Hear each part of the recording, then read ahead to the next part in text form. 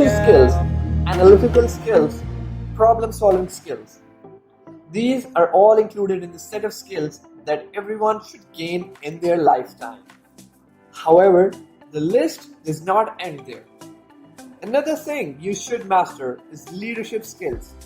And if you truly want to lead others, you need to first learn how to lead yourself. Leading yourself is called self-mastery. Simply put, it's the art of mastering yourself. Self-mastery includes controlling your words, your emotions, and your actions. If you learn the art of self-mastery, it can truly transform your life. But the main key to mastering yourself is being self-aware. And today, we'll talk about how to be self-aware and all the ways it will benefit you. But before I begin, if you're new to the channel, make sure to subscribe for more videos that will definitely improve your whole lifestyle. Also, don't forget to give this video a thumbs up. So, without any further ado, let's learn the art of self-awareness. Before we talk about the how, let's talk about the what. So, what exactly is self-awareness?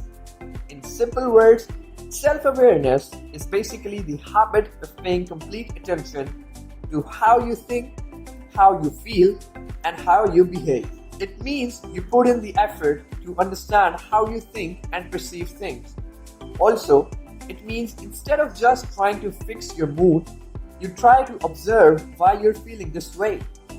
Basically, it means you're completely aware of yourself. It means understanding your own psychology. We usually spend a lot of time trying to understand the people around us. We try to understand how they think and why they behave the way they do. But at the end of the day, it's more important to understand how you think, how you behave. So, how can you be more self-aware? Let's talk about that. First and foremost, pay attention to what bothers you. Even if it's a little thing, think of what irritates you about other people. It's a proven fact that the things we dislike in others are usually a reflection of what we dislike in ourselves. So, if there are little things that bother you about other people, think about it. Is it something you might dislike about yourself? Even if it's a small thing, asking yourself this question will open the door to improvement for you. Besides trying to understand what you don't like about yourself, another thing you need to understand is your emotions. No one likes to feel stressed or sad, and to avoid it, we often end up ignoring it. I mean, if it's an emotion we dislike, we just ignore it and try our best to somehow avoid it. Sometimes, just to avoid that feeling, we just try to find absolutely anything at all that will distract us and somehow let us ignore the sadness.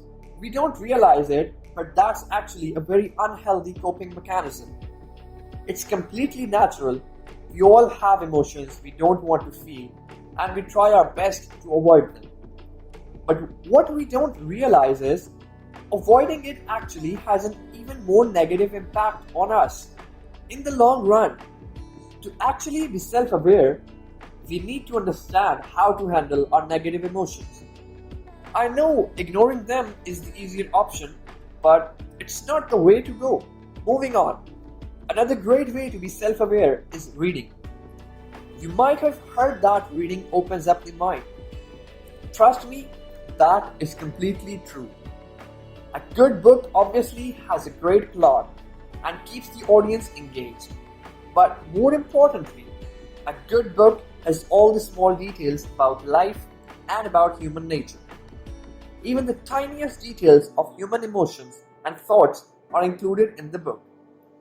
And by reading, you'll understand the little details you should focus on.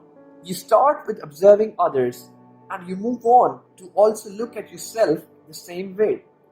You start to understand even the little things about yourself, and that's the key to being self-aware. So make sure to take time out for a book every day. Find something that might interest you or ask a friend who reads for suggestions. Ironically enough, to actually be aware of yourself, you also need the feedback of others. Yes, you heard it right. Other people's feedback can help you be more aware of yourself. If only you learn to take the feedback well. I know it's hard to consider the feedback of others.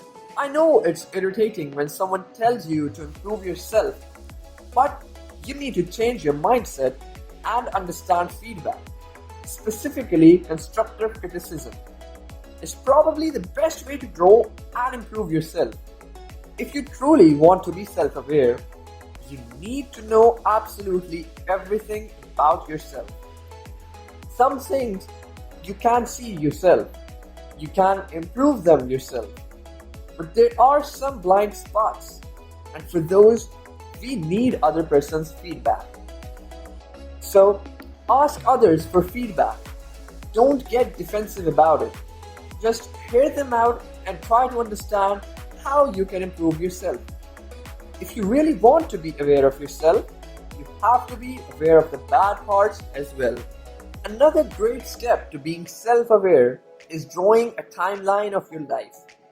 That means everything. The positive parts, also the negative parts. Even the parts where you know you made a mistake. Make a timeline of everything. This has two huge benefits. Firstly, you get a completely new perspective about your past mistakes and all the past events in your life. Secondly, this timeline will help you make peace with your past, which is yet another great step towards the direction of self-awareness. We have all made mistakes in the past. Some are worse than others. It's true that what we are today is because of all our past experiences. But that does not mean we're confined to our past experiences. You have to understand that yes, you made mistakes, but you have to make your peace with them. Try to understand why you did what you did. And that will not only let you be aware of yourself, but will also enable you to master yourself and prevent yourself from making the same mistakes again. Make peace with your past, and you'll have a better approach towards your present, which will obviously lead you to a better future as well. It's a cycle, and being self-aware is the key to a successful cycle. And with that, we come to the end of this video. I hope this video helped you, and if it did, make sure to give it a big thumbs up. Also, don't forget to subscribe to the channel, and I'll see you guys next time.